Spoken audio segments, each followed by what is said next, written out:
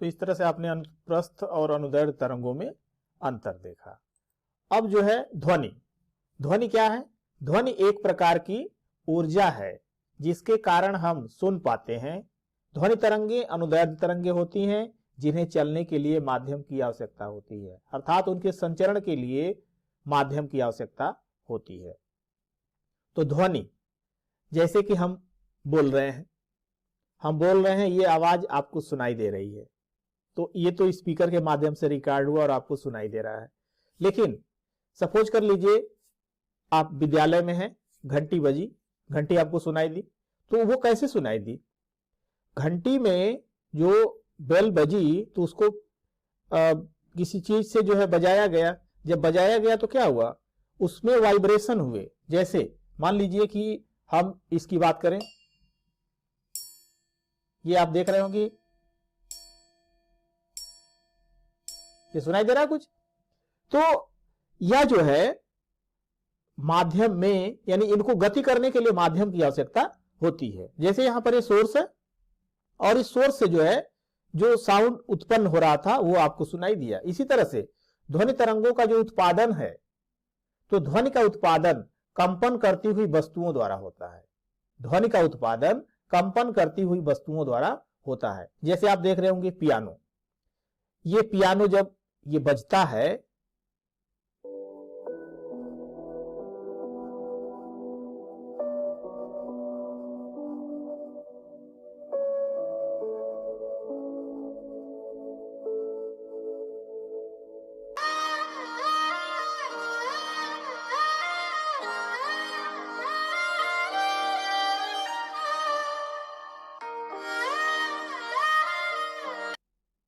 तो आपने पियानो और वायलिन की आवाज आपने अभी सुना।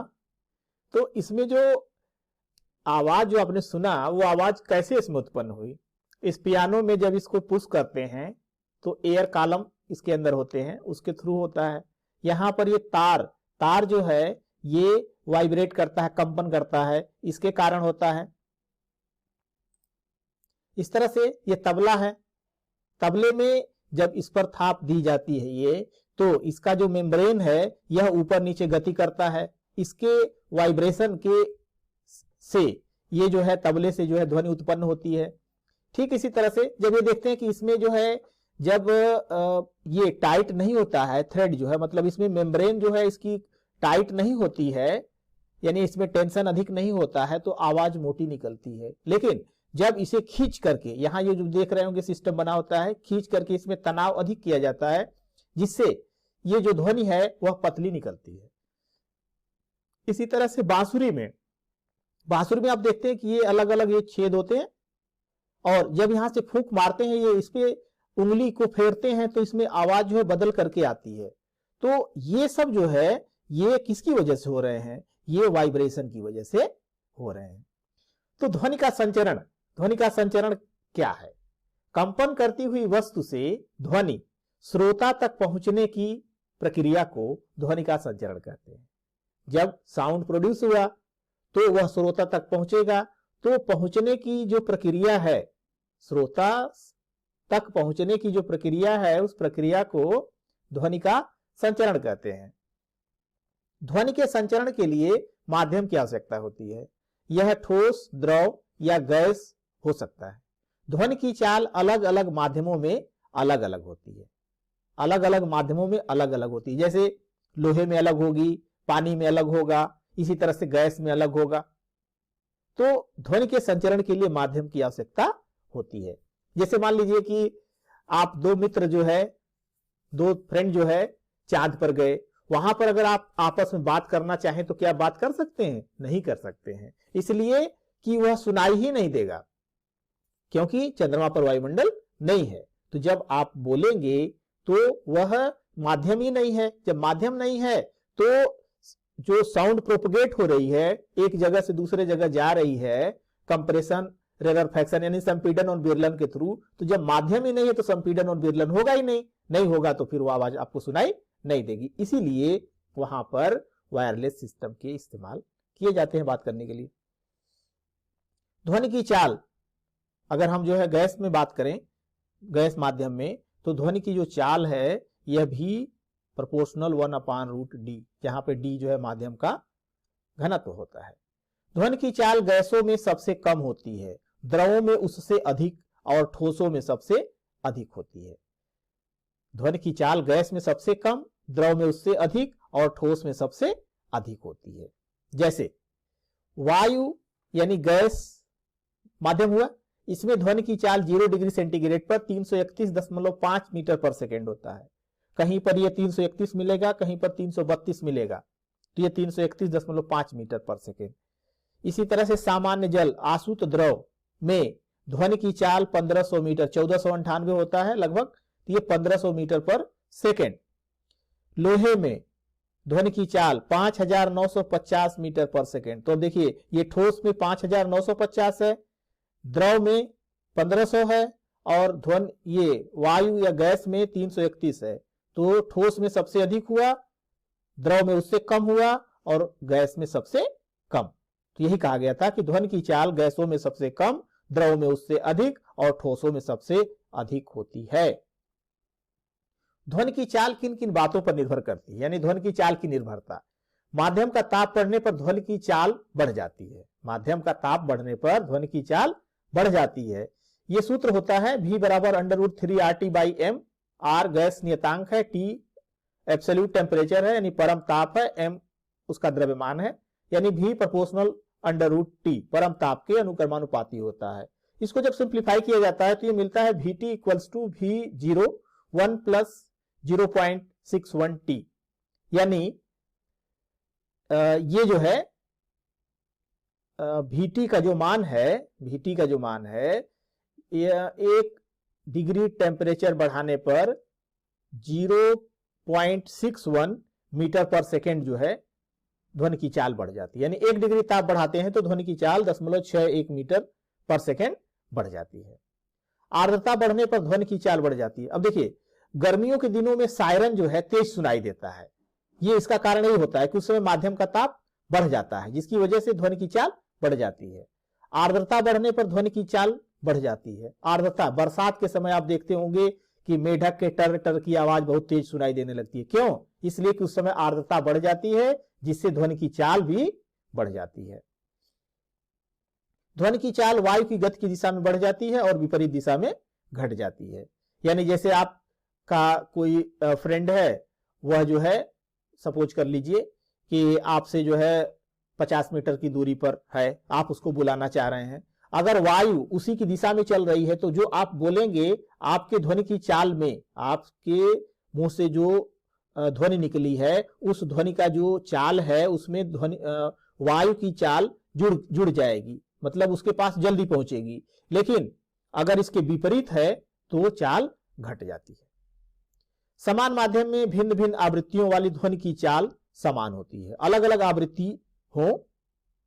आवृत्ति की ध्वनि हो, लेकिन अगर माध्यम समान है तो उसमें चाल उनकी समान होती है। ध्वनि की चाल पर दाब का कोई प्रभाव नहीं पड़ता है, मतलब माध्यम में जो दाब घट बढ़ रहा है उस दाब का कोई प्रभाव नहीं पड़ता है। तरंग के अभिलक्षण, कैरेक्टरिस्टिक्स ऑफ वेव, आवृत्ति, आयाम और इस तरह से जो है आवर्तकाल है। तो आवृत्ति क्या है? 1 सेकंड में पूरे किए गए दोलनों की संख्या को ध्वनि तरंग की आवृत्ति कहते हैं। 1 सेकंड में पूरे किए गए दोलनों की संख्या को ध्वनि तरंग की आवृत्ति कहते हैं। इसे ग्रीक अक्षर न्यू से प्रदर्शित करते हैं और इसका मात्रक प्रति सेकंड या हर्ट्ज होता है। आयाम, तरंग गति करते हुए कण माध्य स्थिति के एक ओर जितनी अधिकतम दूरी तक विस्थापित होते हैं उसे तरंग का आयाम कहते हैं। इसे स्मॉल ए या कैपिटल ए से प्रदर्शित करते हैं। इसका मात्रक मीटर या सेंटीमीटर होता है, जैसा दिया गया हो। अब यहां पर ये वेव देख रहे होंगे कि ये वेव ऐसे गति कर रही है, तो इसमें यह अधिकतम यहां तक गया तो ये इसका आयाम हो गया। ठीक इसी तरह से तरंग दैर्ध्य है। एक तरंग पूरा होने में कण तरंग की दिशा में जितनी दूरी तय करता है उसे उस तरंग की तरंग दैर्ध्य करते हैं और इसे ग्रीक अक्षर लैम्डा, ये देख रहे होंगे, ये ग्रीक अक्षर लैम्डा से दर्शाते हैं और इसका मात्रक होता है मीटर। तो इस फिगर में देखिए, अगर हम मान लेते हैं कि ये यहां से शुरू हुआ, ये गया और ये पहुंचा, तो एक तरंग पूरी हुई। एक तरंग पूरी हुई और इसे दिखाया गया। तो यह तरंग के चलने की दिशा में जो दूरी तय हुआ एक दोलन पूरा करने में, उस दूरी को इसकी तरंग दैर्ध्य कहते हैं। आवर्तकाल, तरंग को एक दोलन पूरा करने में लिया गया समय आवर्तकाल कहलाता है। इसे कैपिटल टी से प्रदर्शित करते हैं, इसका मात्रक सेकेंड होता है। वेग, यानी तरंग का जो वेग होगा वो क्या होगा, तो किसी तरंग द्वारा एक सेकेंड में तय की गई दूरी को उस तरंग का वेग कहते हैं, इसे v से प्रदर्शित करते हैं। यानी v बराबर तय की गई दूरी बटा लिया गया समय। तो v बराबर तय की गई दूरी लैम्डा और लिया गया समय t है। लेकिन आपको पता है कि जो आवृत्ति है वह आवर्तकाल के व्युत्क्रमानुपाती होती है, तो न्यू बराबर 1/t। तो यहां से 1/t के जगह पर हम पुट कर देंगे न्यू, तो ये बन जाएगा v बराबर न्यू लैम्डा, जहां न्यू तरंग की आवृत्ति और लैम्डा तरंग दैर्ध्य है। ध्वनि के अभिलक्षण, कैरेक्टरिस्टिक ऑफ साउंड। ध्वनि के निम्नलिखित 3 गुण होते हैं, यानी ध्वनि को जो है हम कैसे कैरेक्टराइज करेंगे। तो ये देखिए ध्वनि के 3 गुण होते हैं। पहला है प्रबलता, लाउडनेस। किसी ध्वनि की प्रबलता उसके आयाम पर निर्भर करती है। जितना अधिक आयाम होगा उतनी ही अधिक ध्वनि की प्रबलता होगी।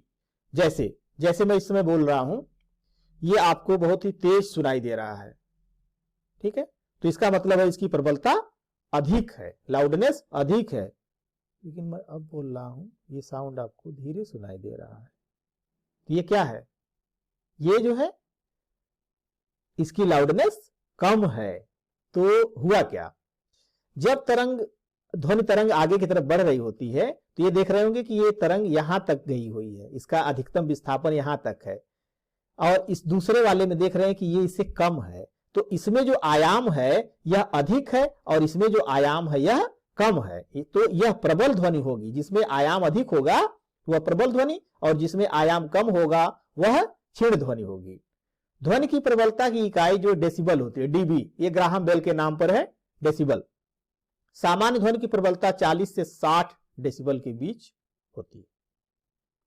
तारत्व या पिच, तारत्व ध्वनि का वह अभिलक्षण होता है जिसके आधार पर हम मोटी अथवा बारीक ध्वनियों के बीच अंतर कर सकते हैं। ध्वनि का तारत्व आवृत्ति के समानुपाती होता है। तो जिस ध्वनि की आवृत्ति जितनी अधिक होगी उसका तारत्व उतना ही अधिक होगा। जैसे इसमें देख रहे होंगे कि यहां से आया ये 1 तरंग, ये 2 तरंग और ये 3 तरंग है।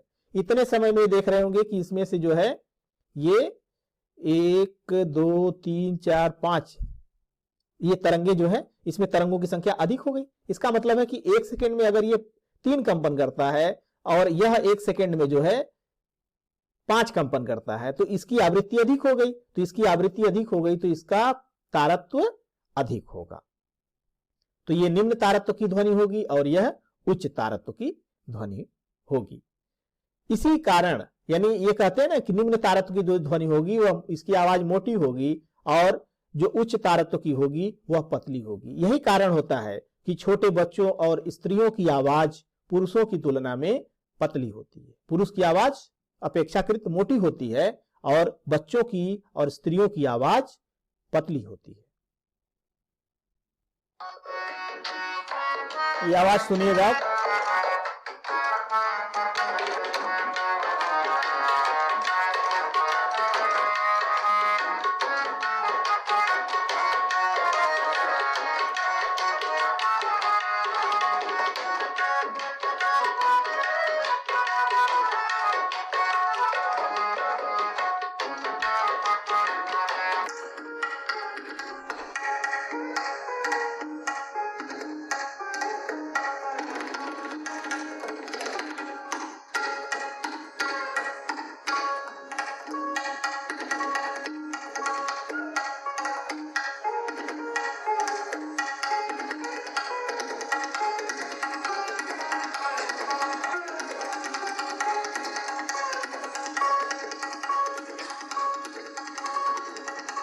अब ये आप देख रहे होंगे कि ध्वनि की तीव्रता और तारत्व से अलग एक गुण जिससे हम यह जान लेते हैं कि ध्वनि किस वाद्य यंत्र से निकली है या मनुष्य के कंठ से निकली है, तो इसे हम गुणता या लय कहते हैं। तो मतलब इसके आधार पर हम यह तय कर लेते हैं कि जो ध्वनि है ध्वनि तरंगों का परास, रेंज ऑफ साउंड वेव्स। जो ध्वनि हम सुनते हैं, यह ध्वनि, इसकी जो फ्रीक्वेंसी होती है, इसकी जो आवृत्ति होती है, यह 1 हर्ट्ज से लेकर के और आगे बहुत तक होती है। तो जो ध्वनि की तरंग है, इसका परास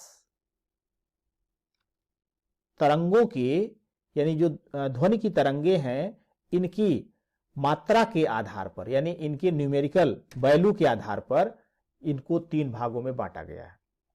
पहला अपश्रव्य तरंग, दूसरा श्रव्य तरंग और पराश्रव्य तरंग। तो इस तरह से अपश्रव्य, श्रव्य तरंग और पराश्रव्य तरंग, ये 3 तरह की तरंगे होती हैं। अपश्रव्य तरंग, इंफ्रासोनिक वेव्स। ये इंफ्रासोनिक वेव्स क्या हैं? वे ध्वनि जिनकी आवृत्ति 20 हर्ट्ज से कम होती है, जिन ध्वनि तरंगों की आवृत्ति 20 हर्ट्ज से कम होती है, उन्हें अपश्रव्य तरंग कहते हैं। जैसे भूकंप में उत्पन्न तरंगे, मक्खी के पंखों से उत्पन्न तरंगे, ये तरंगे जो है, जैसे गैंडे, हाथी, व्हेल आदि अपश्रव्य तरंगे उत्पन्न करते हैं और ये सुनते हैं। मतलब ये जो आपस में कन्वर्सेशन करते हैं, यह इन तरंगों का प्रयोग करके करते हैं। जैसे ये एक दूसरे से जो कन्वर्सेशन करते हैं, यानी ये उत्पन्न भी कर सकते हैं और इसको सुन भी सकते हैं।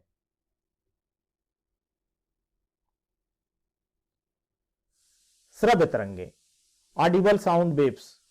श्रव्य तरंगे मतलब मनुष्य जिन आवृत्ति को सुन सकता है, तो वे ध्वनि तरंगे जिनकी आवृत्ति 20 हर्ट्ज से लेकर के और 20,000 हर्ट्ज, यानी 20 हर्ट्ज से 20 किलो हर्ट्ज होती है, ये मनुष्य सुन सकते हैं। तो इन तरंगों को श्रव्य तरंगे कहते हैं।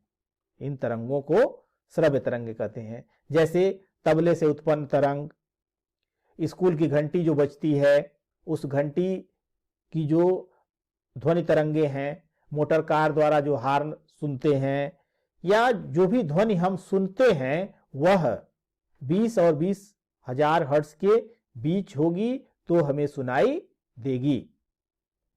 5 वर्ष तक के बच्चे 25,000 हर्ट्ज तक की ध्वनि सुन सकते हैं, क्योंकि उनकी जो मेम्ब्रेन होती है, ईयर की जो मेम्ब्रेन होती है, वह इन तरंगों के लिए सेंसिटिव होती है। पराश्रव्य तरंगे, अल्ट्रासोनिक वेव्स, वे ध्वनि तरंगे जिनकी आवृत्ति 20,000 हर्ट्ज से अधिक होती है, 20 किलो हर्ट्ज से अधिक होती है, पराश्रव्य तरंगे कहते हैं। इसे अल्ट्रासोनिक साउंड या अल्ट्रासाउंड भी कहा जाता है। तो अल्ट्रासाउंड मीन्स होता है अल्ट्रासोनिक वेव्स, यानी पराश्रव्य तरंगे, अर्थात इनकी आवृत्ति 20,000 हर्ट्ज से अधिक होगी। जैसे कुत्ते, चमगादड़, डॉल्फिन, ये पराश्रव्य तरंगों को सुन सकते हैं और उत्पन्न भी करते हैं। चूहे भी पराश्रव्य तरंगों को उत्पन्न कर आपस में खेलते हैं। जैसे आपने देखा होगा कि जो है, कभी चूहे जो है अपने दांत को किटकिटा करके कुछ ध्वनि उत्पन्न करते हैं, तो वह जो ध्वनि उत्पन्न करते हैं, वह 20,000 हर्ट्ज से अधिक की ध्वनि उत्पन्न होती है और वह आपस में खेलने के लिए जो है उसका प्रयोग करते हैं। चमगादड़ से उत्पन्न तरंगे, चमगादड़ जो है, वह जो उसकी स्पीक्स होती है, उससे जो है वह ध्वनि तरंगों को उत्पन्न करते हैं और उसी से वो प्रे, जो कीड़े होते हैं, उनको जो है वहां से वो तरंगे छोड़ते हैं और इसके बाद वो वापस लौट करके आकर के उन्हें उसका सेंसेशन दे देते हैं, जिसकी वजह से वो आसानी से उसको पकड़ लेते हैं। तो डॉल्फिन अपश्रव्य तरंगे उत्पन्न करते हैं और सुनते भी हैं। तो इस तरह से ये पराश्रव्य तरंग। सोनिक बूम, सोनिक बूम क्या होता है? दरअसल जब कोई गतिशील वस्तु ध्वनि या आवाज की रफ्तार से भी ज्यादा तेज रफ्तार से हवा से गुजरती है, ध्वनि की स्पीड से अधिक स्पीड से अगर वह हवा में गुजरती है तो विस्फोट जैसी आवाज पैदा होती है। इस आवाज को ही सोनिक बूम कहा जाता है। इस आवाज को ही सोनिक बूम कहा जाता है। सोनिक बूम से बड़ी मात्रा में ध्वनि ऊर्जा पैदा होती है। सोनिक बूम से बहुत अधिक मात्रा में ध्वनि ऊर्जा पैदा होती है और यह जो है ध्वनि पीछे अपने शंक्वाकार कोन के आकार का जो है यह वेव छोड़ते हुए चलती है और इनकी तरंग दैर्ध्य, मतलब इनकी तरंग दैर्ध्य से संबंधित आप ये कह लीजिए कि इनके अंदर ऊर्जा इतनी अधिक होती है कि जब ये किसी चीज से टकराते हैं तो उसे डैमेज कर देते हैं। दरअसल हवाई जहाज, फाइटर प्लेन ध्वनि से भी तेज रफ्तार से चलते हैं। जैसे ध्वनि की स्पीड क्या होती है, आपने 20 डिग्री सेंटीग्रेड पर ध्वनि की चाल को पढ़ा या जाना कि 344 मीटर पर सेकेंड होती है। लेकिन जो फाइटर प्लेन है वह है 400, 500, 600, 700 किलोमीटर, यानी जो ध्वनि की चाल है उसकी तुलना में वह उससे अधिक चाल से चलते हैं। तो जब चलते हैं तो उनके आसपास जो ये तरंगे उत्पन्न हो जाती हैं। तो ऐसे एयरक्राफ्ट को सुपरसोनिक एयरक्राफ्ट कहते हैं। किसको? जो ध्वनि से भी तेज रफ्तार से चलते हैं। ये अपने पीछे एक शंक्वाकार आकार की तरंगे छोड़ते जाते हैं और इन तरंगों को प्रघाती तरंगे शॉक वेव्स कहती हैं। शॉक वेव्स जो है कहलाते हैं जो इन्हें छोड़ते जाते हैं। अब ये देखिए, जैसे कि इस फिगर में आप देख रहे हैं कि ये आगे की तरफ जो है ये बढ़ रहा है और इसके पीछे जो है ये इस तरह की तरंगे जो है उत्पन्न होती हैं। जैसे ये देखिए, इसमें आप देख रहे होंगे कि ये आगे की तरफ बढ़ता जा रहा है। जब ये आगे की तरफ बढ़ता जा रहा है तो ये कोन के आकार का, अगर इसे आप ध्यान से देखें तो ये कोन के आकार का पीछे बढ़ता जा रहा है। ये एरिया जो है इस तरह से ये बढ़ती जा रही है। तो इसका जो एग्जैक्ट जो वेव जिस तरह से बनती है, ये आप देखिए कि ये इस तरह से वेव अपने पीछे छोड़ते जाते हैं और ये जैसे जैसे ये आगे की तरफ बढ़ता जाता है वैसे वैसे यह पीछे इसका जो आकार है ये बड़ा होता जाता है और जब जो है यह किसी इमारत की खिड़की से टकराता है तो उसके शीशे टूट जाते हैं। या इसी तरह से जब यह किसी बिल्डिंग से टकराए और अगर मान लीजिए कि वह हल्की है तो हो सकता है कि उस डैमेज हो जाए। पराश्रव्य तरंगों के अनुप्रयोग, यूज ऑफ अल्ट्रासाउंड। जो पराश्रव्य तरंगे हैं इन तरंगों के बहुत से यूज हैं। क्या क्या यूज हैं? धातु के ब्लॉकों या ऑटोमोबाइल टायर में दरारों का पता लगाने में। जैसे कोई धातु की ब्लॉक है तो हम देख करके तो बता नहीं सकते हैं कि उसके अंदर जो है कोई एयर बबल है या कोई क्रैक है। तो पराश्रव्य तरंग जो है इनसे जो है उसके अंदर छोड़ करके और रिफ्लेक्ट तरंग के द्वारा पता लगा लिया जाता है कि कहीं उसके अंदर कोई दरार तो नहीं है। तो यानी धातु के ब्लॉक या ऑटोमोबाइल टायर में दरारों का पता लगाने के लिए पराश्रव्य तरंग यानी अल्ट्रासाउंड या अल्ट्रासोनिक वेव्स का प्रयोग किया जाता है। हृदय की जांच जैसे ECG stands for echocardiography. ECG stands for echocardiography. ECG में जो है इन तरंगों का यूज किया जाता है।